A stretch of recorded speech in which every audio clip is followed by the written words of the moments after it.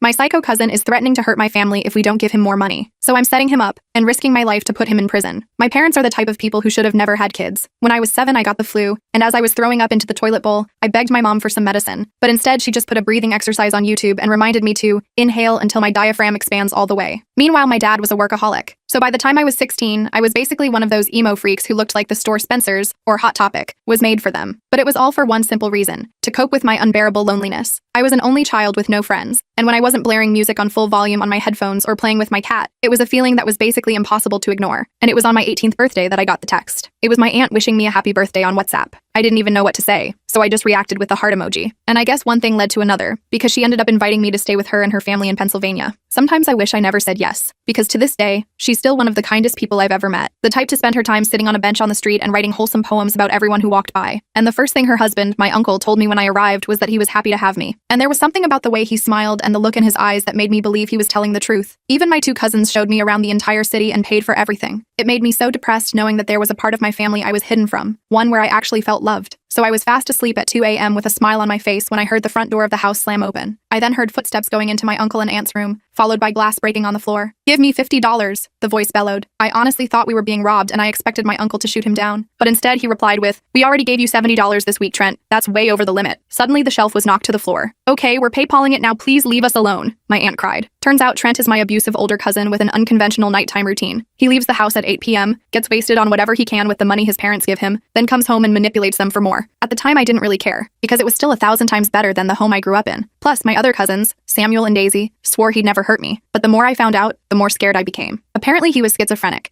and had threatened the entire family multiple times, and I was pretty much able to ignore it, until one day when I was on a late-night walk with my uncle. He was lifting his arms up to stretch when I saw the bruises on his stomach area. My eyes widened. Well, my uncle was always pretty open about stuff, so he told me straight away. Trent did it. His tone was sad, like it was just another daily occurrence rather than straight-up abuse. It was after I told him he was 30 and he'd been living the same shitty life for 10 years, that he couldn't keep living off us and had to get a job. I buried my face in my hands, but that's when he whipped out his big black iPhone. On it were dozens of texts from Trent. "You'll die alone and unloved. You don't care about anyone but yourself, you worthless piece of shit. Just watch, I'm going to make your life so bad you'll kill yourself. And for his grand finale, I'll shatter your kneecaps so hard you'll never walk right again." My jaw literally dropped. All these messages were back to back. And worst of all, it was all because my uncle refused to send him $5 for more alcohol. Over the next few days, I found out he'd been hitting my aunt, his literal mother, and threatened my cousins too. But one day my uncle said something that changed everything. Yeah, since it's always at home, he's never a public threat, so the police don't care. It was like a light bulb moment. So that same exact day, I asked Trent to go on a walk with me. He agreed, because I told him I agreed to buy him some of the devil's lettuce. And halfway through the walk, when we were on the busiest street in Pennsylvania, I said it. "Dude, you're low-key an effing joke. Like you're 30 and live off your parents. I'm 20 and I make more money than you, LMAO. I then laughed in his face. "All you do is let yourself be an addicted man baby while you cry about how it's mommy and daddy's fault." Suddenly, I was interrupted by him pushing me down to the floor. He kicked me so hard I was coughing up red. I could practically feel my windpipe being destroyed. But within just 2 minutes, cop cars showed up and he was arrested. You see, I knew if I got him to beat me up, a harmless 20-year-old girl, then law enforcement would be forced to step in. But what I didn't anticipate was the jails being overcrowded, and him being let out on good behavior after just 2 weeks in a cell. Because for the entirety of his stay, there was just one thing on his mind: getting revenge on me. The prosecutor had warned us about this, explaining that Trent had made his intentions clear to his cellmate,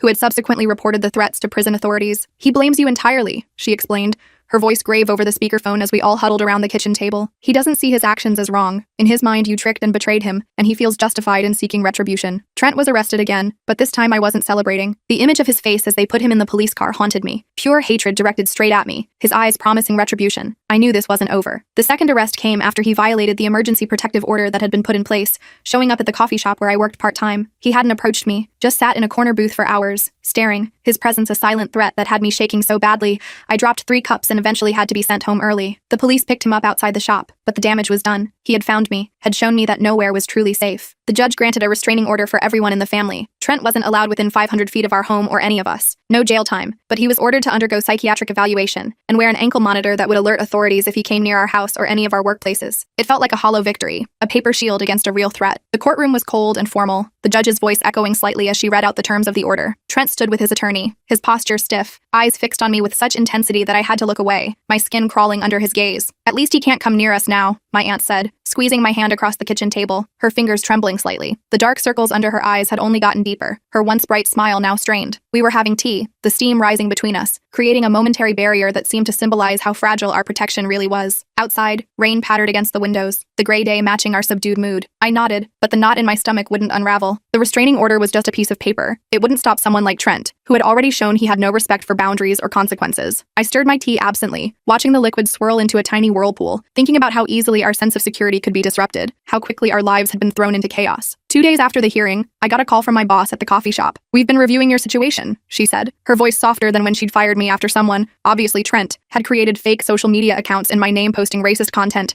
and sent screenshots to my workplace. The firing had been swift and humiliating, my manager calling me into the back office and sliding printouts across the desk without meeting my eyes. I had tried to explain, to defend myself, but the evidence seemed overwhelming. Accounts with my name, my photo, spewing hateful rhetoric that made me sick to my stomach. "Some of your coworkers showed me proof those accounts weren't yours. Your position is still open if you want it." Her voice had a hint of apology now, a recognition of how quickly she had judged and condemned me without proper investigation. My coworkers, people I had barely spoken to beyond work necessities, had apparently gone to bat for me, presenting evidence that the accounts were newly created and couldn't possibly be genuine. I nearly cried with relief, my eyes stinging. "Thank you. I'll be there tomorrow." The weight that lifted from my shoulders was immense, not just the practical concern of income, but the validation that I hadn't been completely abandoned, that there were people willing to stand up for the truth. Things seemed to calm down for about a week. The packages stopped. No more dead flowers or mutilated stuffed animals left on our doorstep. No more fake social media accounts appeared. Uncle even slept through an entire night for the first time in months, not waking up every hour to check the locks. The house began to feel like a home again, rather than a fortress under siege. Daisy started playing her guitar in the evenings, the gentle music filling the living room as we all pretended to read or watch TV, each of us secretly savoring this moment of normalcy, this brief respite from constant vigilance. Then Daisy found something tucked under her windshield wiper after school, a USB drive, small and innocuous. It was just sitting there, a tiny black rectangle against the glass, easily mistaken for something she might have left herself. She brought it home, turning it over in her fingers as she described finding it, her brow furrowed with confusion rather than fear. She hadn't yet realized what it might contain. Against my warnings, she plugged it into her laptop. I had a bad feeling as soon as she mentioned it, my stomach dropping with dread. "Wait," I had said, reaching for the drive. "Let me check it on my old computer first, just in case it's a virus." But curiosity had already gotten the better of her, her finger clicking the drive open before I could stop her. It contained hundreds of photos of her, walking to class, at the mall with friends, even sleeping through her bedroom window, the flash casting an eerie glow on her peaceful face. The images filled the screen one after another as she clicked through them, her expression shifting from confusion to horror with each new revelation. There were photos from different angles, different distances, some clearly taken with a zoom lens from far away, others frighteningly close, intimate moments captured without her knowledge or consent. "He's been watching me for months," she whispered, her face ashen, hands shaking as she scrolled through the images. The realization that she had been under surveillance, that her privacy had been so thoroughly violated, seemed to hit her all at once. She slammed the laptop closed and ran to the bathroom, the sound of retching following seconds later. We called the police, but they said what we expected. Without proof it was Trent, there was nothing they could do. The restraining order only worked if we could prove he was the one violating it, and the photos themselves weren't technically illegal. They were taken in public places, except for the bedroom ones, which were too blurry to definitively prove they were taken without consent. The officer who came to take our report was sympathetic but powerless, explaining the limitations of the law with a frustration that suggested he'd had this conversation many times before. That night, I woke to the sound of scratching at my window, like fingernails dragging across glass. I froze, heart pounding so hard I could feel it in my throat, as a shadow moved across the glass. The sound was deliberate and rhythmic, too consistent to be a tree branch or animal. My entire body tensed, muscles locked with fear as I stared at the window, unable to move, barely able to breathe. By the time I gathered the courage to look, whatever it was had gone, leaving only darkness. I finally forced myself out of bed, legs shaking so badly I nearly fell, and crept to the window. The night outside was still and quiet, no movement visible in the yard below. For a moment, I wondered if I had dreamed it, if the stress and fear had finally manifested in auditory hallucinations. In the morning, I found claw marks on the outside of the frame, too high up to be an animal, too deliberate to be accidental. 4 parallel lines gouged into the wood, deep enough to have required significant force. I ran my fingers over them, feeling the rough edges where the paint had splintered away, revealing the raw wood beneath. The physical evidence made it impossible to dismiss as imagination or dream, confirming that someone had indeed been at my window in the night. "We need a security system," I told my uncle over breakfast, pushing my untouched toast away. The thought of eating made my stomach turn, anxiety having robbed me of any appetite. The kitchen was bright with morning sunlight, a deceptive cheerfulness that couldn't dispel the shadow of fear that had settled over all of us. He nodded wearily, the bags under his eyes more pronounced than ever. "I've been saving up. We'll get it installed next week." He looked older than he had when I first arrived, the constant stress etching new lines around his eyes and mouth. His shoulders slumped with the weight of responsibility, of trying to protect his family from a threat that seemed to be always one step ahead of us. But we didn't make it to next week. The following evening, I was walking home from my shift, the smell of coffee still clinging to my clothes, when a car slowed beside me. engine purring. It was a dark sedan, nondescript except for the tinted windows that prevented me from seeing the driver clearly. My pulse immediately quickened, instinct screaming danger as the vehicle matched my pace, moving slowly alongside the sidewalk where I walked. The window rolled down, revealing a man I'd never seen before, though something about his sneering expression reminded me of Trent. He had the same hollow eyes, the same contemptuous curl to his lip. He was older, maybe mid-30s, with a patchy beard and a scar cutting through his right eyebrow. The interior of the car was dark, but I could make out at least one other person in the passenger seat, a shadowy figure leaning forward with interest. "Hey, you're the one who got Trent in trouble, right?" His smile didn't reach his eyes, which remained cold and calculating. There was something predatory in his gaze, an assessment that made me feel like prey being sized up by a hunter. The car continued to crawl alongside me, forcing me to either stop walking or continue with this unwanted escort. I quickened my pace, not responding, my keys clutched between my fingers as a makeshift weapon. The metal dug into my palm, the pain a grounding sensation amid the surge of adrenaline and fear. My breathing became shallow and quick, my focus narrowing to the path ahead, calculating how far I was from home, from safety. "He says to tell you he's thinking about you," the man called after me, his voice echoing in the quiet street. "Says you'll get what's coming." The threat hung in the air, following me like a shadow as I practically ran the rest of the way home, the sound of the car finally receding as it turned at the corner, its mission of intimidation accomplished. That night, we had a family meeting around the kitchen table, the overhead light casting harsh shadows on everyone's worried faces. We sat in a tight circle, chairs pulled close together as if physical proximity could somehow protect us from the threats that seemed to be closing in from all sides. A notepad sat in the center of the table,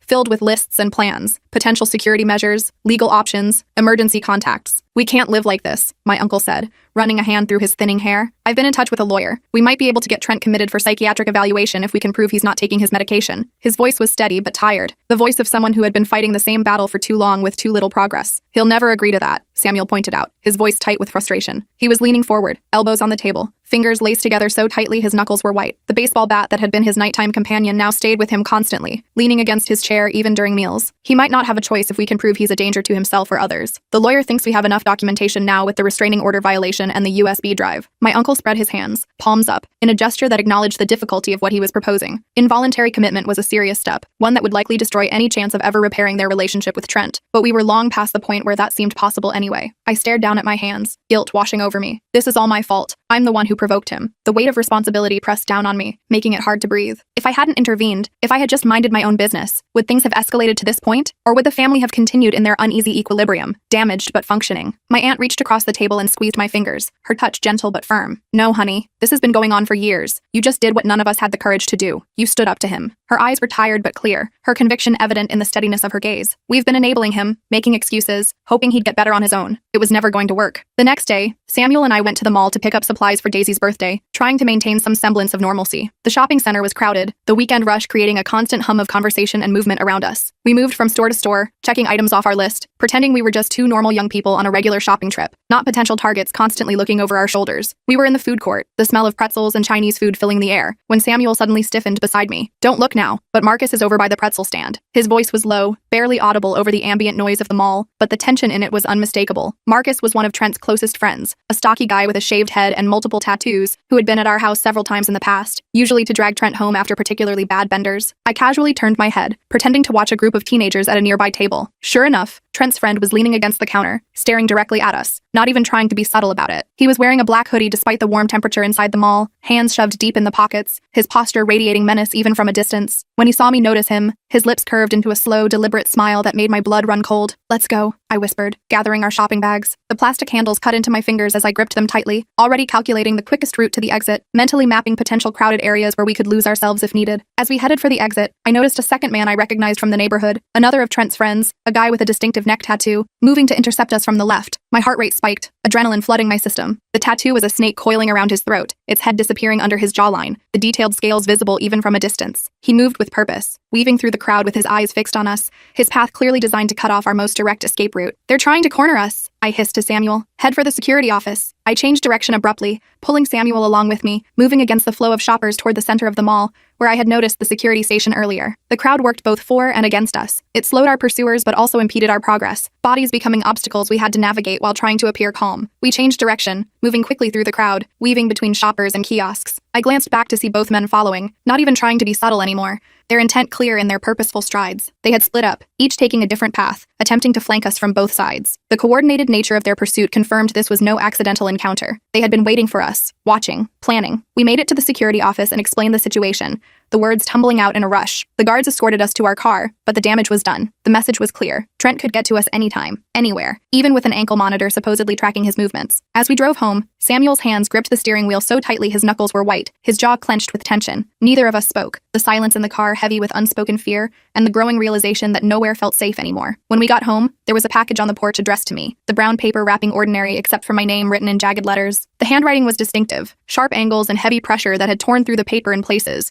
revealing the contents beneath. We approached it cautiously, Samuel using a stick from the yard to prod it first, checking for any signs of movement or ticking. Inside was a doll with its head torn off, stuffing spilling out like entrails. The doll was clearly meant to resemble me. Someone had painted its remaining features to match my hair color and style, even adding tiny replicas of the earrings I wore most often. The attention to detail was disturbing, suggesting a level of obsession and planning that went beyond simple intimidation. Pinned to it was a note in the same jagged handwriting, "Tick-tock." The implied countdown sent a chill through me, goosebumps rising on my arms despite the warm afternoon sun. That night I couldn't sleep. Every creak of the house, every distant car sound had me sitting bolt upright, my heart racing. I had pushed my dresser in front of my door, the heavy wooden furniture providing some illusion of security, though I knew it would only slow an intruder by seconds. The baseball bat Samuel had lent me lay beside me on the bed, my fingers periodically reaching out to touch it, to confirm it was still there, still accessible. Around 3 a.m., I gave up and went downstairs for some water, the hardwood floor cold beneath my bare feet. Each step creaked slightly, the sound seeming impossibly loud in the quiet house. I moved carefully, avoiding the spots I knew made the most noise, one hand trailing along the wall for guidance in the darkness. I nearly screamed when I saw a figure in the kitchen, but it was just my uncle, sitting in the dark, the moonlight casting blue shadows across his face. He was at the table, a glass of what looked like whiskey in front of him, his expression distant and troubled. He didn't seem surprised to see me, as if he had expected someone else would also be unable to find peace and sleep tonight. "Couldn't sleep either?" he asked, his voice rough with exhaustion. The question was unnecessary, rhetorical. None of us were sleeping well anymore, our nights fragmented by anxiety and hypervigilance, our days blurring together in a haze of fatigue. I shook my head, filling a glass from the tap, the water cool against my parched throat. The simple action felt strangely normal, a mundane task in a life that had become anything but ordinary. I sat across from him at the table, the familiar wood grain visible even in the dim light, tracing patterns with my fingertip as I gathered my thoughts. What are we going to do? The question hung between us, heavy with all the fear and uncertainty of our situation. I hadn't meant to ask it aloud, but once the words escaped, I couldn't take them back. Part of me still hoped he would have an answer, some solution I hadn't thought of, some way to restore the safety and peace I had briefly found in this home. He sighed heavily, the sound weighted with months of fear and stress. "The security system gets installed tomorrow, and I've been thinking, maybe we should move. Start fresh somewhere Trent can't find us." He swirled the amber liquid in his glass, watching it catch the moonlight. The idea had clearly been on his mind for some time. Not a new thought, but one he had been reluctant to voice until now. The thought of running away made my stomach churn, acid rising in my throat. That's exactly what he wants. For us to be scared, to disrupt our lives. The words came out more forcefully than I intended, anger momentarily overriding fear. The idea of Trent winning, of him successfully driving us from our home, was suddenly intolerable. I know, but I have to think about everyone's safety. Daisy's having nightmares. Samuel keeps a knife under his pillow now. He looked up at me, his eyes reflecting the moonlight, filled with a mixture of resignation and determination. Sometimes the bravest thing you can do is walk away from a fight you can't win. The next morning, I woke to frantic barking, high-pitched and desperate. Pepper, the family's golden retriever, was going crazy in the backyard,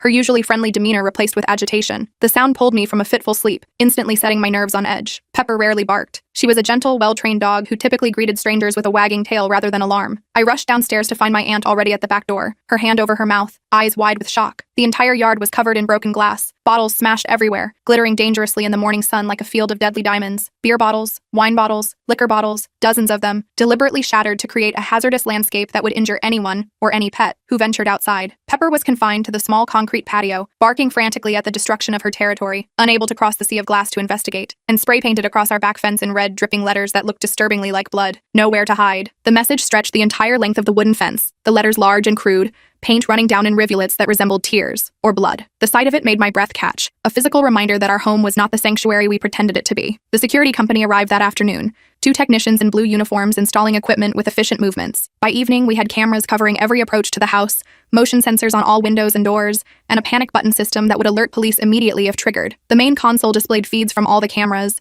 a grid of black and white images showing our property from every angle. The technicians walked us through the system, explaining how to arm and disarm it, how to check the camera feeds remotely from our phones, how to use the panic buttons that now resided in every room. "I feel like we're living in a prison," Daisy said quietly, as we watched the technician finish up, her voice small and defeated. She stood with her arms wrapped around herself, a defensive posture she had adopted more and more frequently in recent weeks. Her normally bright eyes were dull with exhaustion, her creative energy sapped by the constant state of alert we all lived in. I couldn't argue with that, but at least prisoners had guards to protect them. We were our own wardens in this self-made fortress. The security system offered some peace of mind, but it also served as a constant reminder of why we needed it. Every beep when a door opened, every notification of movement detected outside, was a tangible reminder of the threat that loomed over us. That night, I checked all the camera feeds before going to bed, scanning each square on the monitor for any sign of movement. Everything looked clear, just empty sidewalks and still trees. The night was quiet, almost eerily so, as if the world outside had collectively held its breath. The security panel glowed with reassuring green lights, indicating all sensors were active and functioning properly. I double-checked my window locks, then wedged a chair under my doorknob for good measure,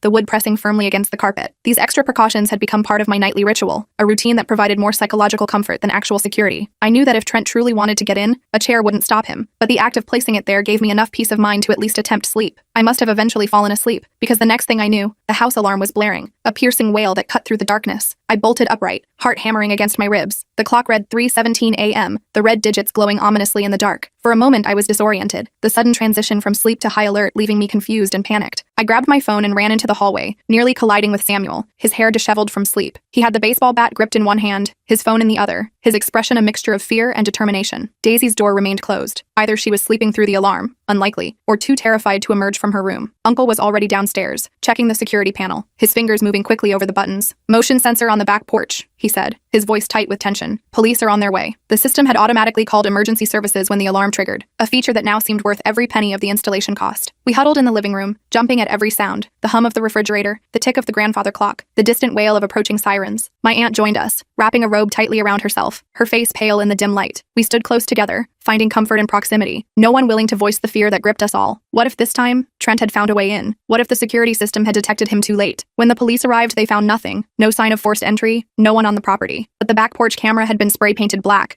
rendering it useless, a blind spot in our defenses. The officer shined his flashlight on the camera, illuminating the thick black paint that completely covered the lens. The paint was still tacky, confirming this had happened recently. While we slept, someone had been on our property, deliberately disabling our security measures. Someone was definitely here, the officer said, examining the camera with a flashlight, but they knew exactly where the blind spots were. He traced the edge of the painted area with his gloved finger, his expression grim. The precision of the vandalism was disturbing. The paint covered only the lens and immediate surrounding area, suggesting someone who knew exactly what they were targeting. A chill ran down my spine, goosebumps rising on my arms. The security system had only been installed for a few hours. How could anyone know its layout already? The implication was clear and terrifying. Either someone had been watching the installation process, or they had inside information about our security measures. Either possibility suggested a level of planning and surveillance that made my skin crawl. The next day, I called the security company, pacing back and forth in the kitchen as I waited on hold, irritating music playing in my ear. The cheerful melody seemed almost offensive given the circumstances, a jarring contrast to the tension that filled our home. I counted the tiles on the kitchen floor as I paced,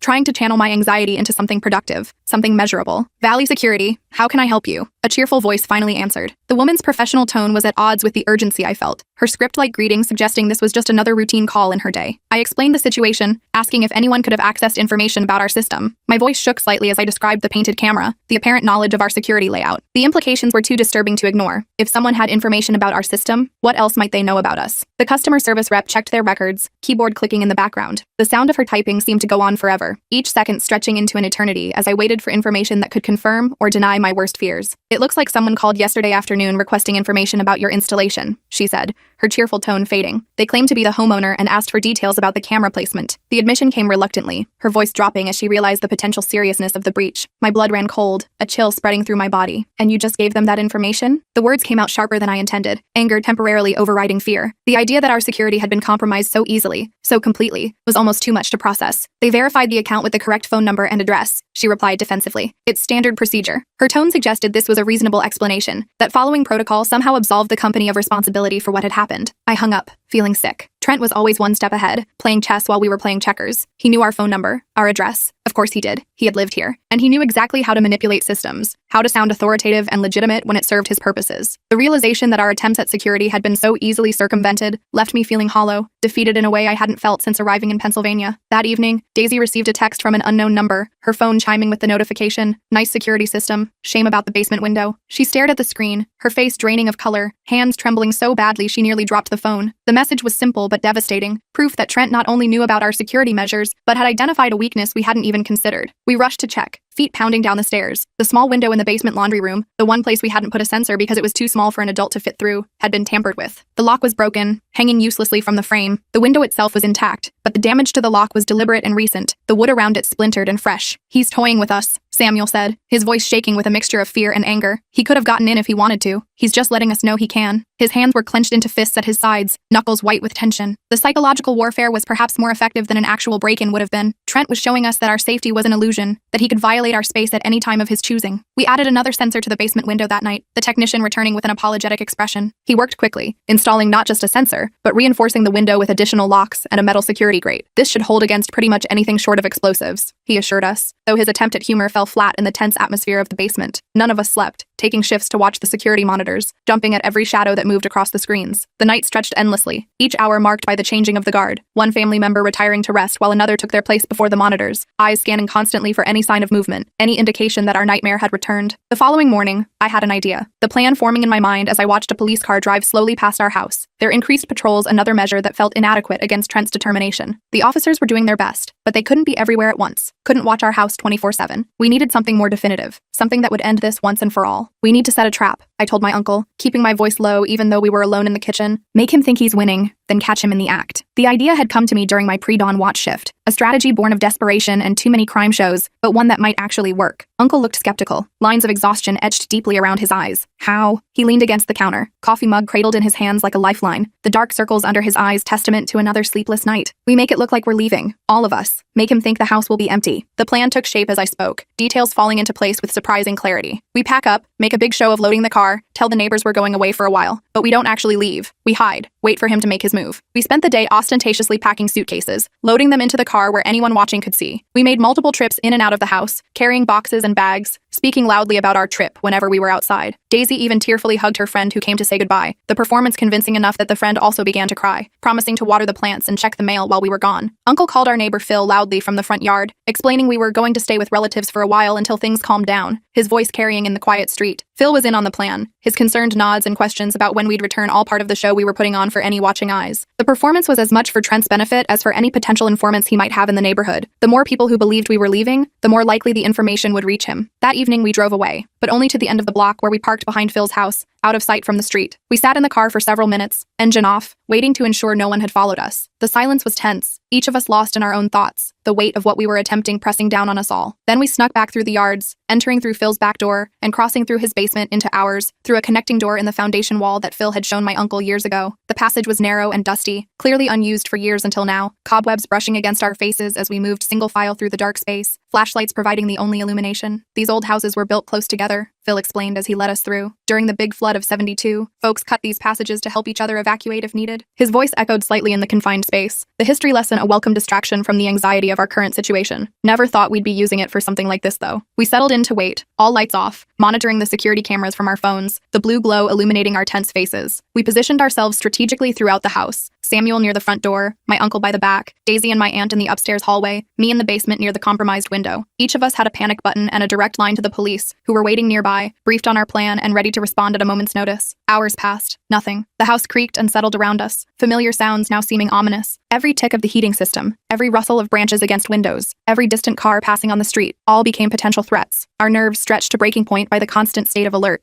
"Maybe he's not coming," Daisy whispered around midnight, her voice barely audible through the walkie-talkie we were using to communicate without making noise. The doubt in her voice reflected what we were all beginning to think, that our plan had failed, that Trent had somehow seen through our ruse. Just as the words left her mouth, one of the cameras picked up movement, a figure in dark clothing approaching the back of the house, moving with purpose. The notification appeared simultaneously on all our phones, the silent alert causing my heart to race, adrenaline flooding my system in an instant. This was it, the moment we had been waiting for, the culmination of our plan. My heart pounded as we watched Trent. It was definitely him, his distinctive gait unmistakable. Test the basement window. Finding it now locked and alarmed, he moved to the back door. He worked on the lock for several minutes before the door swung open, the alarm system mysteriously silent. He must have found a way to disable it, perhaps using the same inside information he had used to learn about the camera placement. Uncle's hand hovered over the panic button on his phone, finger poised to press it. "Wait," I whispered through the walkie-talkie, gripping my own phone tightly. "Let him get all the way in." We needed to catch him in the act, needed irrefutable evidence of breaking and entering, of violation of the restraining order. A partial entry might give his lawyer room to argue, might result in another technicality that would set him free. We watched as Trent entered the kitchen, his movements confident, not the least bit hesitant. He moved with purpose, heading straight for my bedroom, as if he knew exactly where he was going. From my position in the basement, I could hear his footsteps above me, the floorboards creaking under his weight as he moved through the house that had once been his home. We could hear him rummaging around upstairs, drawers opening and closing, footsteps heavy on the floorboards above us. The sounds were chilling, the methodical search of someone looking for something specific, or perhaps simply violating our space because he could. Through the security app, I could see Daisy and my aunt pressed against the wall in the upstairs hallway, their faces tense as they listened to Trent moving from room to room, coming dangerously close to their hiding place. "Now," I said, my voice steady despite the fear coursing through me. The moment had come. Trent was fully in the house, his presence undeniable, his violation of the restraining order complete. We had him. Uncle hit the panic button. Simultaneously, Samuel triggered the house alarm. The shrieking filled the air as we heard Trent curse loudly upstairs, his footsteps thundering across the ceiling. The sudden noise after hours of tense silence was jarring, the alarm seeming to penetrate every corner of the house, leaving no room for thought or hesitation. We stayed hidden in the basement as we heard him running down the stairs, his breathing heavy. From my position near the basement door, I could hear the panic in his movements, the frantic quality of someone whose plan has gone suddenly, catastrophically wrong. His footsteps pounded across the kitchen floor, heading for the back door, his planned escape route. He ran for the back door, straight into the arms of the police officers who had just arrived, their response time impressively quick thanks to the increased patrols in our area. Through the basement window, I could see the flash of police lights, blue and red painting the yard in alternating colors. The sounds of struggle reached us, Trent's shouts of protest, the officers' commands to get down, the metallic click of handcuffs closing around wrists. This time, there was no talking his way out. Breaking and entering, violation of a restraining order, destruction of property. The charges piled up like a house of cards. The police found a knife in his pocket and a backpack containing duct tape, rope, and a bottle of chloroform, evidence that made even the most stoic officer's expression harden. The items spoke of intentions far darker than mere harassment or intimidation, suggesting a plan that would have escalated our nightmare to unimaginable levels. He was planning to wait for us to come back, I realized with horror, my voice barely above a whisper, or to take something to use against us later. The implications of the items in his possession were too disturbing to fully process. What might have happened if our plan hadn't worked, if we had actually left as he believed we had? The next few days were a blur of police statements and court appearances, the fluorescent lights of the courthouse harsh and unforgiving. The wooden benches in the courtroom were hard and uncomfortable, but we sat through every minute of the proceedings, determined to see this through to the end. The evidence was overwhelming. The security footage, the restraining order violation, the breaking and entering, the disturbing contents of the backpack. There was no room for technicalities this time, no procedural errors to exploit. Trent was deemed a danger to himself and others and sent to a mandatory inpatient psychiatric facility for evaluation and treatment. The judge's decision was delivered in a firm, unwavering voice that filled the courtroom, leaving no doubt about the seriousness of the situation. Trent stood impassively as the sentence was read, his expression blank, eyes fixed on some middle distance as if he wasn't fully present. His ankle monitor data showed he'd been violating the restraining order for weeks, coming near our house almost nightly, staying just far enough away to avoid triggering the immediate alert,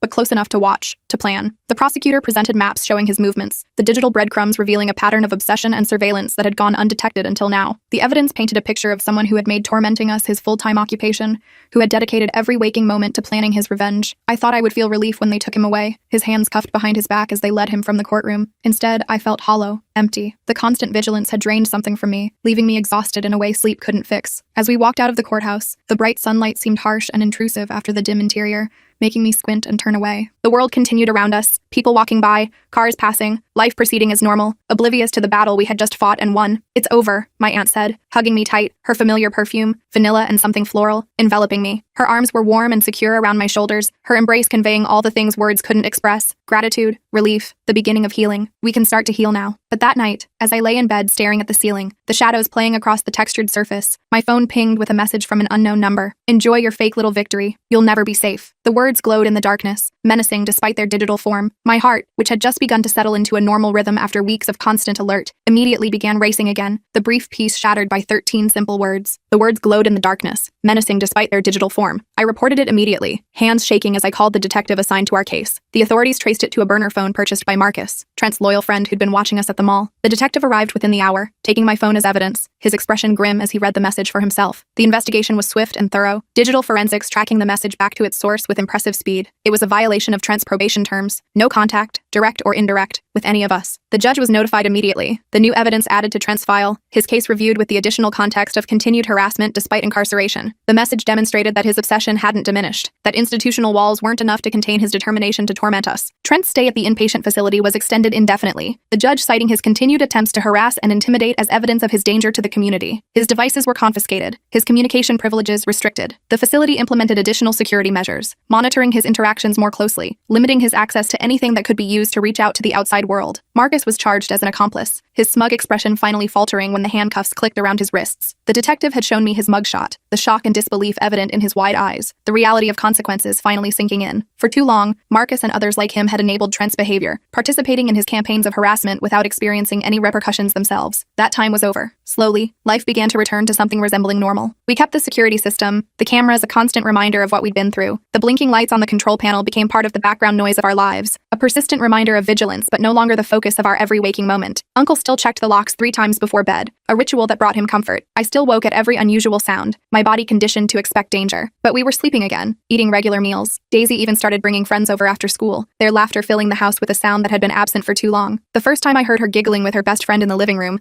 it was like something frozen inside me began to thaw, a tight knot of tension finally beginning to loosen. One evening, about a month after Trent was committed, I sat on the front porch with my aunt, the setting sun painting the sky in shades of orange and pink. She was writing in her poetry notebook, something she hadn't done since this all began, her pen moving across the page with purpose. The scratch of her pen against paper was soothing, a gentle sound that spoke of creativity returning, of life continuing despite the trauma we had endured. "Do you regret coming here?" she asked suddenly, looking up at me, her eyes searching my face. The question caught me off guard, making me pause and truly consider my answer. So much had happened since that first WhatsApp message, so much fear and pain and struggle, but also connection, belonging, purpose. I thought about my lonely childhood, the empty house, the breathing exercises instead of medicine when I was sick and suffering, the silent meals, the absent parents, the crushing isolation that had been my constant companion for 18 years. I remembered the feeling of invisibility, of moving through the world without making an impression, without being truly seen by anyone. I thought about the fear and chaos of the past few months, the sleepless nights and constant anxiety, the security systems and court appearances, the threatening messages and violated spaces, the baseball bat under the bed, the chair against the door, the constant looking over my shoulder. Then I looked at my aunt's kind face, the lines around her eyes crinkling when she smiled, at Uncle grilling in the backyard, laughing at something Samuel said, his shoulders relaxed for the first time in months, at Daisy playing fetch with Pepper on the lawn, the dog's tail wagging furiously as she bounded after the ball. I thought about family dinners where everyone talked at once, movie nights huddled together on the couch, inside jokes that I was now part of, the feeling of belonging that I had never experienced before coming here. "No," I said honestly, the word carrying the weight of everything I'd experienced. "This is our home." And I meant it. This place, these people, had become my home in a way that transcended the physical structure, in a way my parents' house had never been. Home wasn't just a building, it was the feeling of safety, of belonging, of being seen and valued. It was worth fighting for, worth protecting, worth all the fear and struggle we had endured. That night, I slept soundly for the first time in months, my cat curled up beside me, her warm body and gentle purring a comfort I'd missed. I'd brought her from my parents' house the week before, finally feeling safe enough to have her here, to truly make this place my home. Luna had adapted quickly, exploring every corner of the house with curious eyes, eventually claiming my bed as her territory, just as she had in my old room. Her familiar weight against my side was grounding, a connection to my past that I could carry forward into this new life. In the morning, I woke to sunlight streaming through my window, dust motes dancing in the golden beams, no alarms, no panic, just the sounds of my family moving around downstairs, starting their day, the clatter of dishes, the hiss of the coffee maker, the murmur of conversation, ordinary sounds that had become extraordinary in their normalcy, in the peace they represented after so much chaos. I reached for my phone and deleted the texting app I'd used to lure Trent that first time, the one that had set everything in motion. I wouldn't need it anymore. The calculated, strategic part of me that had orchestrated his downfall could rest now, giving way to something softer, something healing. The screen glowed briefly as the app disappeared, taking with it a chapter of my life that was now closed. As I headed downstairs for breakfast, the smell of pancakes and maple syrup guiding me, I realized something. Trent had tried to destroy this family for years. He'd used fear as a weapon, isolation as a tool. In the end, he'd accomplished exactly the opposite. We were closer than ever, stronger, unbreakable in a way we hadn't been before. The trials we had faced together had forged bonds between us that couldn't be severed, creating a family unit that was resilient in ways we never could have been individually. Uncle looked up as I entered the kitchen, sliding a plate of pancakes my way, steam rising from the golden stack. "Sleep well?" His question was simple but loaded with meaning. Sleep had been a luxury denied to us for so long, peaceful rest an elusive dream during the worst of our ordeal. I smiled, accepting the plate, the weight of it solid and real in my hands. Yeah, I really did. And it was true. I had slept deeply and dreamlessly, without the nightmares that had plagued me for weeks. It was a small victory, but a significant one. The first of many steps toward healing, toward reclaiming the life that Trent had tried so hard to destroy.